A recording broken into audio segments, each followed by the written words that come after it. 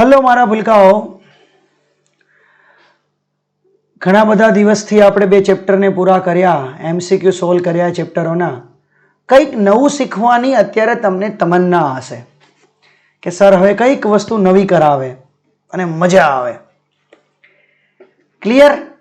તો હું કયું ચેપ્ટર સ્ટાર્ટ કરું છું, શું સ્ટાર્ટ કરું છું, હમણાં કશું આપણે સમજવું નથી. પણ અત્યારે હું થોડી વસ્તુ તમને હું તાજી કરાવું છું બેટા. આમ તો તમને યાદ જ હોય, હું એવું નહીં કહેતો કે તમને યાદ નહીં હોય, પણ થોડું તમને 11મા ધોરણનો એક કન્સેપ્ટ કરાવું છું. 11મા ધોરણનો એક કન્સેપ્ટ, ક્લિયર, જેનું નામ હતું સંરક્ષી બળ. ઇંગ્લિશમાં બેટા આપણે એને કહેતા હતા કન્ઝર્વેટિવ ફોર્સ. મોસ્ટ ઓફ ને યાદ ના હોય તો હું તમને યાદ કરાવું છું. જો હા, કયા કયા પ્રકારના સંરક્ષી બળ હતા આપણે એ પણ ભણ્યા હતા. તો આપણે એવું કીધું હતું કે ગુરુત્વીય બળ સર, બીજું આપણે એવું ભણ્યા હતા કે પુનઃસ્થાપક બળ. બીજી કઈ વસ્તુ ભણ્યા હતા? હા, આપણે એવું પણ ભણ્યા હતા કે સંરક્ષી બળમાં બાહ્ય બળ વડે થતું કાર્ય.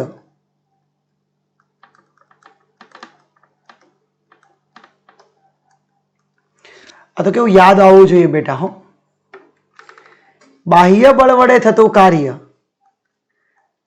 સંકલનમાં F.dr એ કોના પર આધારિત છે? આપણે ભણ્યા હતા. કોના પર આધારિત હતું? તો કે સ્થાન પર આધારિત છે.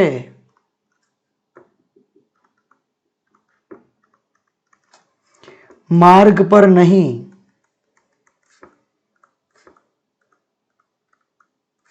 ક્લિયર? આપણે આટલો કેસ ક્લિયર હોવો જોઈએ. પછી એવું પણ હતું બેટા કે બંધ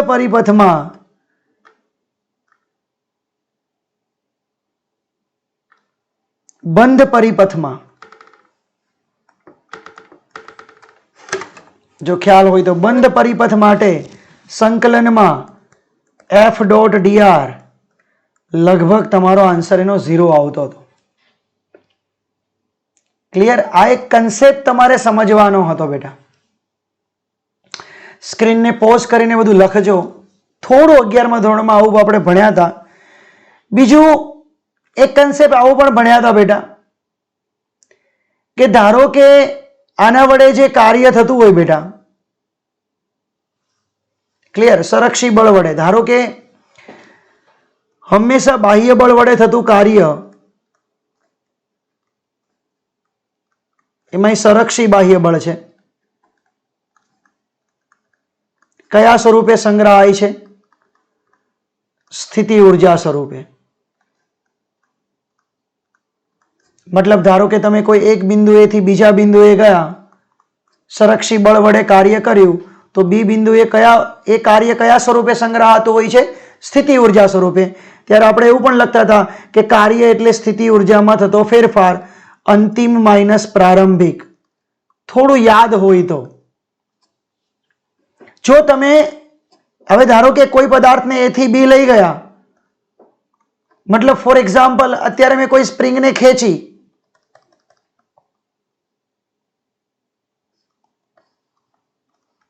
અહીંથી અહીંયા સુધી મેં ખેંચી, તો બી બિંદુએ તમે ખેંચી x જેટલી, તો એનું કાર્ય તમને બધાને ખબર છે 1/2 kx².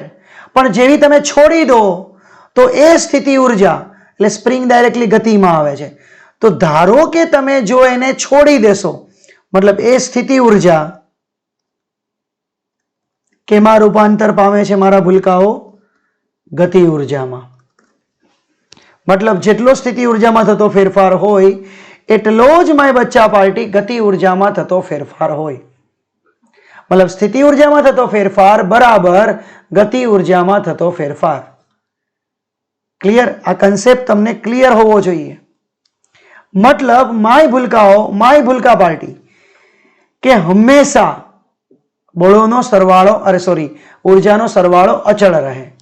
જેને આપણે કહીએ છીએ ઉર્જા સંરક્ષણનો નિયમ. આ બધી વસ્તુ આપણે 11માની તાજી કરી, 12માની કોઈ વસ્તુ નથી.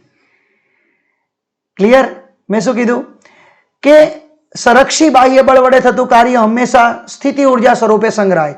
ધારો કે A થી B પર લઈ ગયા તો B પરની સ્થિતિ ઉર્જા, મતલબ કાર્ય કેટલું કરવું પડે તો કે A થી B પર લઈ ગયા એટલે UB માઇનસ UA જેટલું.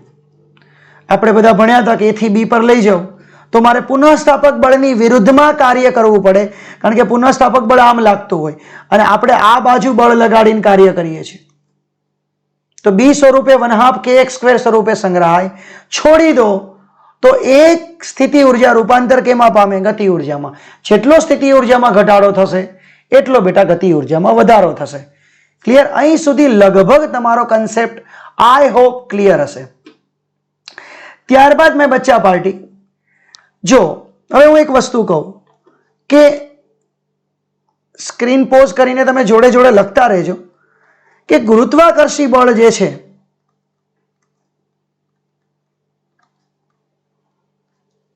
ગુરુત્વાકર્ષી બળ છે એ બળ અંતરના વર્ગના વ્યસ્ત પ્રમાણમાં છે. તો વિદ્યુતીય બળ પણ અંતરના વર્ગના વ્યસ્ત પ્રમાણમાં છે. તો જો આ સંરક્ષી બળ હોય તો મારા ભૂલકાઓ વિદ્યુતીય બળ પણ સંરક્ષી બળ છે. મતલબ એના દ્વારા કરવું પડતું કાર્ય જે છે, ક્લિયર, એ કાર્ય સ્થાન પર આધારિત હશે, માર્ગ પર નહીં. આની લાક્ષણિકતા છે, હું તમને સમજાવું કઈ રીતે. ફોર એક્ઝામ્પલ, આપણી જોડે અત્યારે એક ક્યુ વીજભાર છે, આ એનું વિદ્યુત ક્ષેત્ર છે. ક્લિયર? હવે મારે અહીંયા એક સ્મોલ ક્યુ વીજભાર છે, આ પરીક્ષણ છે બેટા, આ ઉદ્ગમ ધારીએ છીએ. સમજો. હવે આ વીજભારને મારે, માય બચ્ચા પાર્ટી, આ વીજભારને મારે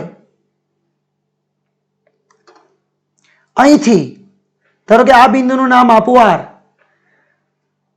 આ વીજભાર છે ધન, એને મારે આમ લાવવો છે અહીંયા P બિંદુ પર. ક્લિયર? મારે P બિંદુ પર બેટા વીજભારને લાવવો છે. સમજો બેટા હો. ક્લિયર? તો એક વસ્તુ વિચારો કે તમારે આ બાજુ લાવવો છે. હવે આ ઉદ્ગમ છે. હવે સૌથી પહેલા તો કન્ડિશનો જોઈ લો કે આ ક્યુ જે છે એ સ્મોલ ક્યુ કરતા મોટો હશે. આ તમને પહેલા ચેપ્ટરમાં મેં ભણાવ્યું હતું. મેં તમને પહેલા ચેપ્ટરમાં બેટા ભણાવ્યું હતું, તમને યાદ હોવું જોઈએ કે પેલો ક્યુ જે છે આ ક્યુ કરતા બેટા મોટો છે. ક્લિયર? હવે મારા ભૂલકાઓ બંને ધન વીજભાર છે એ ઉધારી લઈએ. બંને ધન વીજભાર છે તો તમને બી ખબર છે કે ધન ધન વચ્ચે અપાકર્ષી બળ લાગે. હવે કોણ લગાડતું હોય એ બળ, હું તો થોડું દોરું તો આ વીજભારને કારણે વિદ્યુત ક્ષેત્ર આ દિશામાં લાગશે અને બેટા ધન વીજભાર છે. તો આ ક્યુ જે છે એ આ વીજભાર પર આ દિશામાં બળ લગાડશે, જેની તમને માહિતી ખબર છે કે વિદ્યુતીય બળ કેટલું હોય? QE જેટલું. અને ધન વીજભાર છે એટલે ક્ષેત્રની દિશામાં લાગશે. સમજો બેટા, ધન વીજભાર છે એટલે ક્ષેત્રની દિશામાં લાગશે. હું તમને આ વસ્તુ સમજાવું છું કે તમને આ વસ્તુનો નોલેજ હોવું જોઈએ કે ધન વીજભાર પેલા ધન પર આવ્યો, હવે જોજો આ દિશામાં બળ લાગે છે Fe, રાઈટ? અને તમારે આ દિશામાં લઈ જવો છે એને, મતલબ તમે બાહ્ય બળ લગાડો છો, એ બળ Fe જેટલું હોવું જોઈએ અને એની વિરુદ્ધ દિશાનું હોય તો જ તમે લઈ જઈ શકો ને. મતલબ વિચારજો બેટા કે આ વીજભાર પર તમે બાહ્ય બળ આટલું લગાડો છો -QE જેટલું, અને આ દિશામાં બળ લાગે છે બેટા પ્લસ QE જેટલું. સાદી ભાષામાં કોઈ ગણતરી કરે તો પરિણામી બળ 0 થઈ ગયું ને. મતલબ પરિણામી બળ 0 એટલે પ્રવેગ 0 થઈ ગયો, એટલે ગતિ બેટા પ્રવેગ રહિત થઈ ગઈ. મતલબ આ વીજભાર જે છે એ અચળ ઝડપથી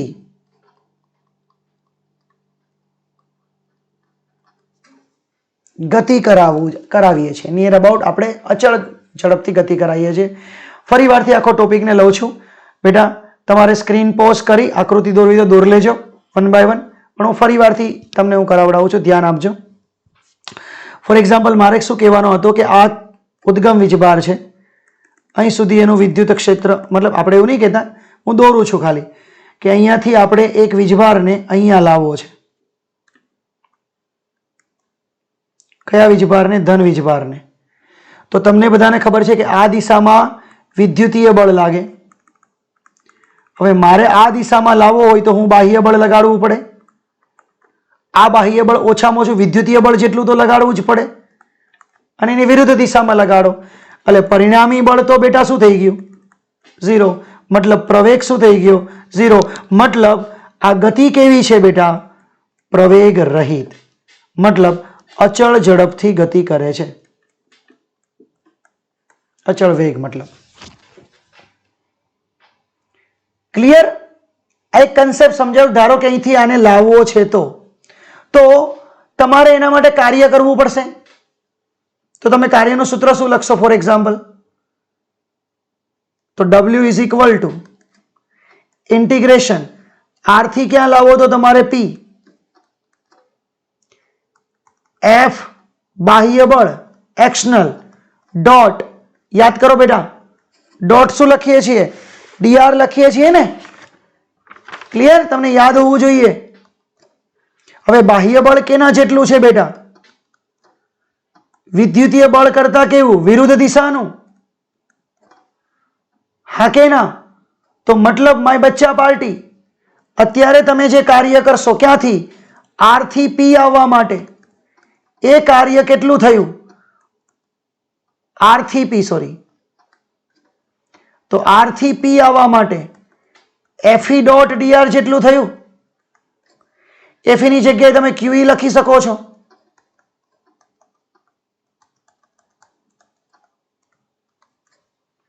Q અચળ છે એટલે બહાર નીકળશે અને છેદમાં આવ્યો. આ સૂત્ર શું થયું બેટા? એકમ ધન વિદ્યુત ભાર પર, છેદમાં એકમ છે, ધન વિદ્યુત ભાર પર R થી P તરફ લઈ જવા કરવું પડતું કાર્ય. અને આ કાર્ય કયું? Q વીજભારને લઈ જવા. આ કાર્ય કયું? Q વીજભારને લઈ જવા. આ કાર્યનું સૂત્ર શું થયું?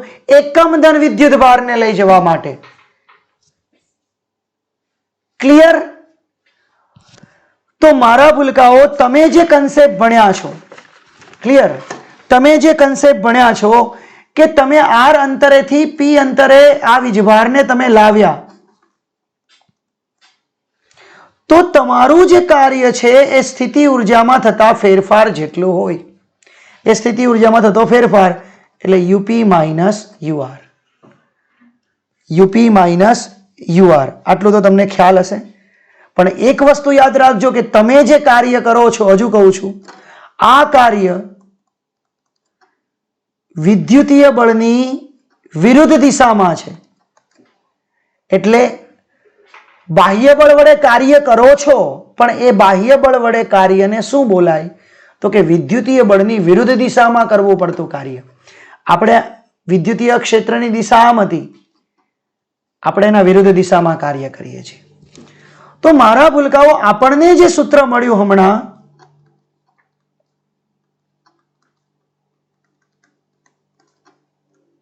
એમાં ધારો કે તમે અત્યારે R થી P પર આવ્યા, તમે આમ આવ્યા હોય કે આમ આવો બેટા, કે આમ આવો. સૂત્રની અંદર તો આર અને પી તો ફિક્સ છે ને.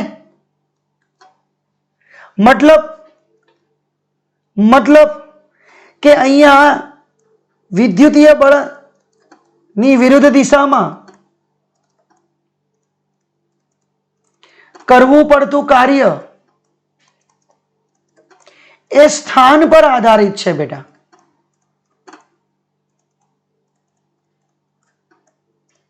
માર્ગ પર નથી. એનો મીનિંગ શું સાબિત થયું કે વિદ્યુતીય ક્ષેત્ર એ કેવું ક્ષેત્ર છે માય બચ્ચા પાર્ટી? સંરક્ષી ક્ષેત્ર છે. આ સાબિત થયું. ક્લિયર? આ પહેલો મુદ્દો અહીંયા સાબિત થયો. બીજો મુદ્દો શું સાબિત થાય છે? તો આપણે જે કાર્યનું સૂત્ર લખ્યું, તો તમે શું લખ્યું? કાર્ય એટલે સ્થિતિ ઉર્જામાં થતો ફેરફાર. મતલબ ધારો કે તમે આર બિંદુએથી પી બિંદુએ લાવવા માટે તમે જે કાર્ય કર્યું, તો અહીંયા ધારો કે યુઆર છે, અહીંયા ધારો કે યુપી છે, તો એ નિરપેક્ષ સ્થિતિ ઉર્જાનું મહત્વ નથી.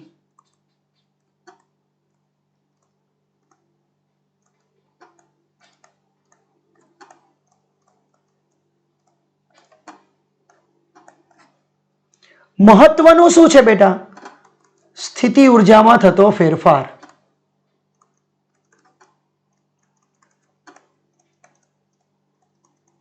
એ ફેરફાર મહત્વનો થયો બેટા.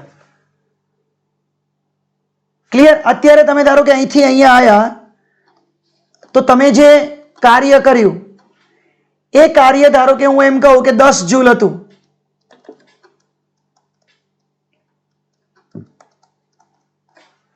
હવે ધારો કે હું એમ કહું કે આની અંદર મેં 5 જૂલ ઉમેર્યા, તો આમાં 5 જૂલ ઉમેરો, બાદબાકી કરો, 5 જૂલ કટ થઈ જશે. મતલબ હું એ બિંદુને ટ્રાન્સફર કરું છું +5 જૂલ જેટલા, તો આ બી ટ્રાન્સફર થશે +5 જૂલ જેટલા. તફાવત તો સરખો જ રહેશે. કેટલો? કાર્ય જેટલો. મતલબ તમે જ્યારે કાર્યની વાત કરો છો ત્યારે સ્થિતિ ઉર્જાનું નિરપેક્ષ મૂલ્ય નહીં લેવાનું, હંમેશા સ્થિતિ ઉર્જાનો તફાવત જ લેવાનો, જે આપણને ઓલરેડી ખબર છે. તો હંમેશા મારે, આપણે ઓલવેઝ છે ને સ્થિતિ ઉર્જાનો તફાવત આપણે ઘણા ડેલ્ટા યુ કે, પણ મારે એને યુ કેવો છે. તો હું યુ ક્યારે કહી શકું કે ધારો કે આનો આન્સર 0 હોય અને આનો આન્સર યુ ધારું, તો યુ -0 યુ થયું. મતલબ મારે આર બિંદુ એવું સિલેક્ટ કરવું પડશે, પસંદ કરવું પડશે કે જ્યાં સ્થિતિ ઉર્જા માય બચ્ચા પાર્ટી 0 હોય. મતલબ એને આપણે અનંત અંતર કહેશું. આપણે એકચ્યુઅલમાં 8મા ચેપ્ટરમાં ભણી ચૂક્યા છે. હંમેશા અનંત અંતરે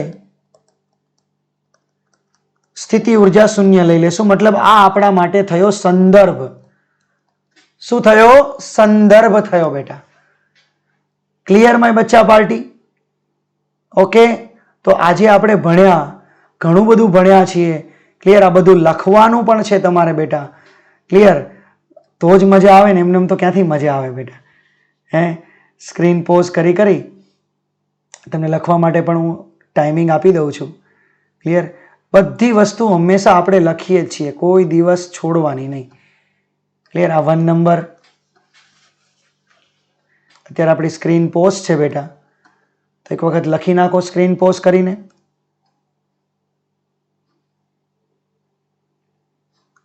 ત્યારબાદ આ બીજો નંબર સ્ક્રીન પોઝ કરી દો.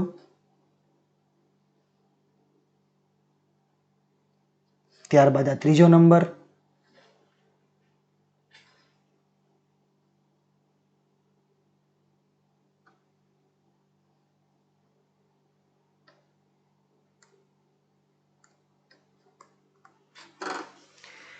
હું એવું નહીં કહેતો લગભગ તો આની કોઈ થિયરી નહીં બને, પણ બેટા આના MCQ બેઝ આપણે પ્રિપરેશન કરવાની છે. ક્લિયર? સૌથી મોસ્ટ ઇમ્પોર્ટન્ટ MCQ ખબર શું? ખબર? ગુરુત્વીય ક્ષેત્ર અને વિદ્યુતીય ક્ષેત્ર નીચેનામાંથી ખાલી જગ્યા છે, તમારે લખવાનું સંરક્ષી ક્ષેત્ર છે. સંરક્ષી ક્ષેત્ર સ્થાન પર આધારિત છે, પ્રારંભિક અને અંતિમ સ્થાન. ક્લિયર? એ કોઈ માર્ગ પર આધારિત નથી.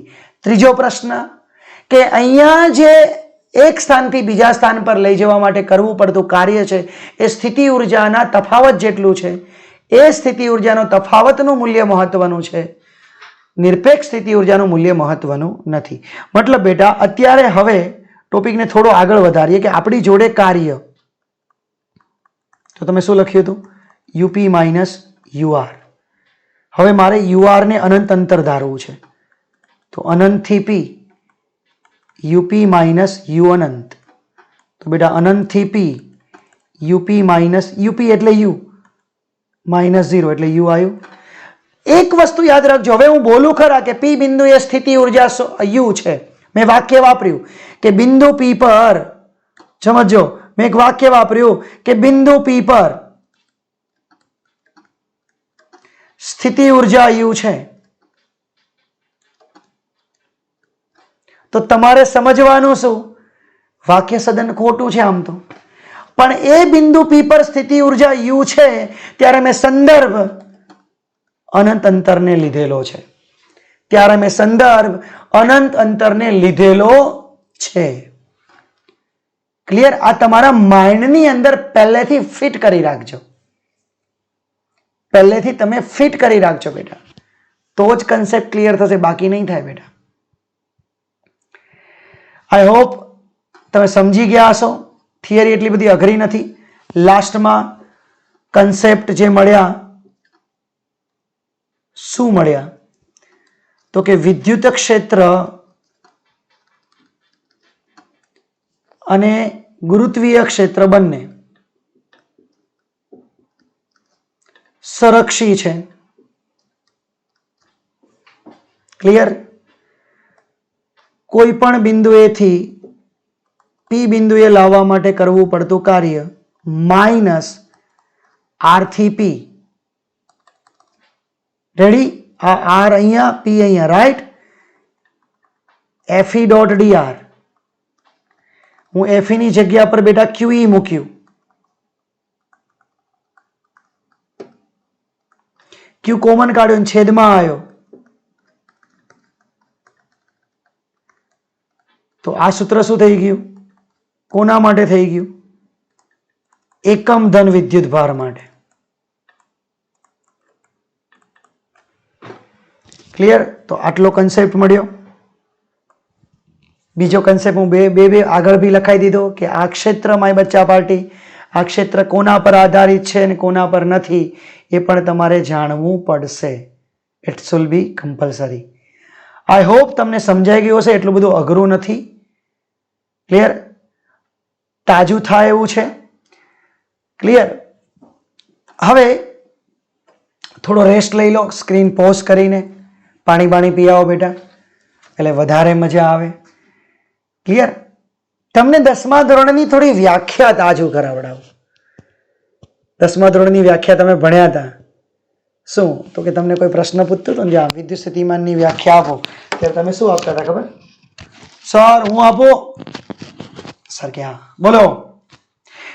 અનંત અંતરેથી એકમ ધન વિદ્યુત ભારને વિદ્યુત ક્ષેત્રની વિદ્યુતમાં કરવા પડતા કાર્યને વિદ્યુત સ્થિતિમાન કહે છે. હા સર આવડી ગયું. ડબલ્યુ કાંઈ આ બધી વસ્તુ આપણે ભણેલા છીએ, આવું બોલતા હતા બી ખરા, પણ આ જ કન્સેપ્ટથી બેટા હવે વિદ્યુત સ્થિતિમાન તરફ જવાય. એટલે હવે કેના તરફ જવાય? વિદ્યુત સ્થિતિમાન તરફ જવાય. તો બેટા આ જ કન્સેપ્ટથી જવાય, એના સિવાય બીજો કોઈ કન્સેપ્ટથી ના જવાય માય બચ્ચા પાર્ટી. ક્લિયર? તો વિદ્યુત સ્થિતિમાન શું છે? સ્થિત વિદ્યુત સ્થિતિમાન, જો નામ તો જુઓ, સ્થિત વિદ્યુત સ્થિતિમાન.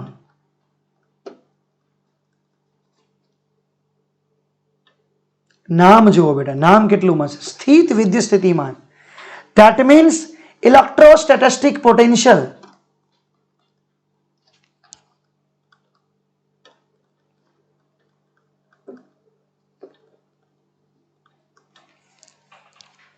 તો સૌથી પહેલો મુદ્દો બેટા, તમે ભણ્યા છો એટલે તમને ખબર છે કે ધારો કે અત્યારે કોઈ વીજભાર છે, આ વીજભારનું ક્ષેત્ર અહીં સુધી છે. હવે અનંત અંતરે એક વીજભાર પડ્યો છે એકમ ધન વીજભાર ક્યાં પડ્યો છે? અનંત અંતરે.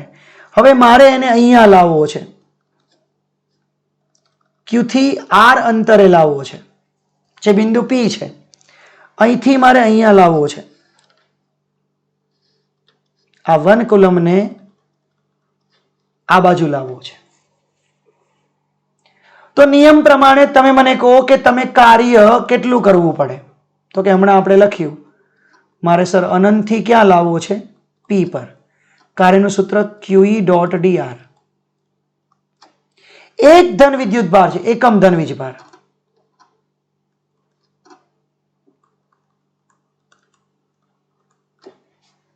મેં વીજભારને એકમ બનાવી દીધો, જોઈ લો. તો એકમ ધન વિદ્યુત ભાર માટે અહીંયા તમે કાર્ય પી બિંદુ પર લાયા તો કઈ કાર્ય કર્યું? આ લોકોને મન થયું કે આપણે આનું કંઈક નામ આપી દઈએ. જેમ તમે આર થી પી લાવો છો, તમે ક્યુ થી પી લાવો, એમ અનંત થી પી લાવો બેટા, અને આનું કંઈક નામ આપી દઈએ. એનું નામ એ લોકોએ આપી દીધું વિદ્યુત સ્થિતિમાન. શું નામ આપ્યું બેટા? વિદ્યુત સ્થિતિમાન નામ આપી દીધું. ક્લિયર? જો બેટા વિદ્યુત સ્થિતિમાન નામની કોઈ વસ્તુ છે જ નહીં. છે શું? કે તમે જે હમણાં ભણ્યા કે વિદ્યુત ક્ષેત્રની વિરુદ્ધમાં ઋણ નિશાની દર્શાવે છે, ક્ષેત્રની વિરુદ્ધમાં તમારે જે કાર્ય કરવું પડ્યું એકમ ધન વિદ્યુત ભાર માટે, તો એ કાર્ય જે થયું એ કાર્ય બરાબર ધન વિદ્યુત, મતલબ એનું નામ વિદ્યુત સ્થિતિમાન. તમને કહેશે વિદ્યુત સ્થિતિમાન, પણ આપણે સમજવાનું વિદ્યુત ભારને અનંત અંતરેથી આપેલા બિંદુએ લાવવા માટે ક્ષેત્રની વિરુદ્ધ, ઋણ નિશાની શું બતાવે છે? ક્ષેત્રની વિરુદ્ધ કરવું પડતું કાર્ય. ધેટ મીન્સ એનું નામ આપ્યું આ લોકોએ વિદ્યુત સ્થિતિમાન. તો હમણાં આપણે ભણ્યા શું? તો કે વિદ્યુત, જેમ સ્થિતિ ઉર્જાનું મૂલ્ય મહત્વનું નથી, એમ ધારો કે હું એમ કહું કે પી બિંદુએ વિદ્યુત સ્થિતિમાન વીપી છે, તો બેટા અનંત અંતરે વિદ્યુત સ્થિતિમાન ધારવું પડે 0. તો એ જ રીતે, એટલે કહેવાનો મિનિંગ વિદ્યુત સ્થિતિમાનનો તફાવત હોય.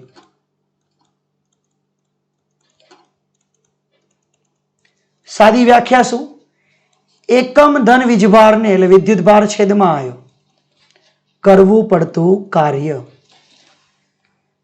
ઇંગ્લિશમાં પોટેન્શિયલ ડિફરન્સ કહેવાય, PD. Delta V W by Q. તો આના પરથી એક સૂત્ર આવું પણ બને, W બરાબર ક્યુ ડેલ્ટા વી. એકમ શું બનશે બેટા? જૂલ પર કુલમ. અને વોલ્ટાની યાદમાં બેટા વોલ્ટ. તમને બધાને પારિમાણિક સૂત્ર બનાવતા આવડે છે, એટલે મારે હવે એ તો શીખવાડવું નહીં પડે. M1 L2 T-2 અને A1 T1, એટલે હજુ એક ઉપર જશે T-3 A-1 બનાવતા લગભગ આવડે છે, એટલે તમે આટલી વસ્તુ તો કરી શકશો. ક્લિયર? આ ટોપિક લખજો બેટા. ક્લિયર? પણ મેં તમને હમણાં કીધું કે કોઈ પણ બિંદુ આગળનો વિદ્યુત સ્થિતિમાન એટલે શું? કોઈ પણ બિંદુ આગળનો વિદ્યુત સ્થિતિમાન એટલે શું? તો મેં તમને કીધું એ પ્રમાણે એકમ ધન વિદ્યુત ભારને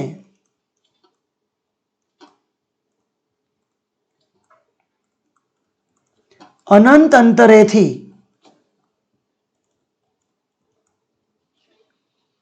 ક્લિયર આપેલા બિંદુએ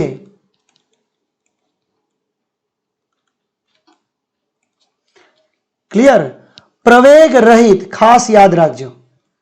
તમને ખબર પડી કે પ્રવેગ રહિત એટલે બે બળ, એક એફી આમ ને પેલું આમ, પરિણામી બળ 0.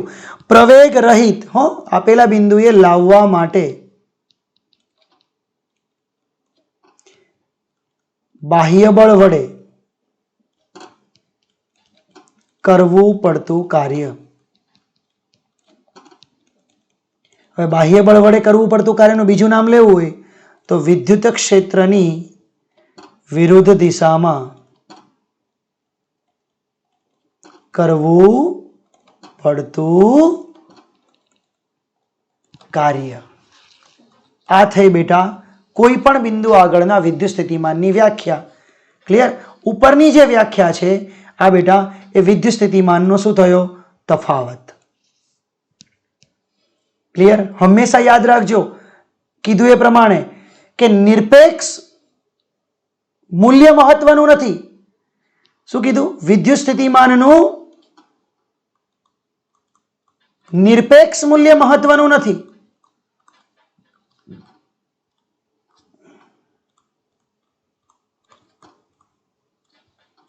મહત્વનો શું છે બેટા? તફાવત.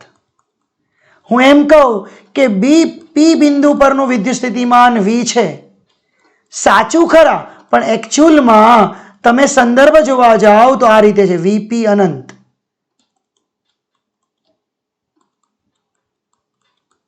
અનંતનું બેટા 0 ધારેલું છે. ક્લિયર? અને વીપી નું બેટા આપણે શું ધારેલું છે? V ધારેલું છે. આવું સમજવાનું બેટા. ક્લિયર? તો અહીં સુધીનો બેટા હું તમારો લેક્ચર રાખું છું.